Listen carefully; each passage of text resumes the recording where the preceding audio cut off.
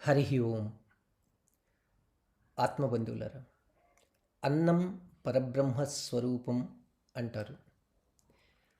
ఎందుకో తెలుసుకుందాం.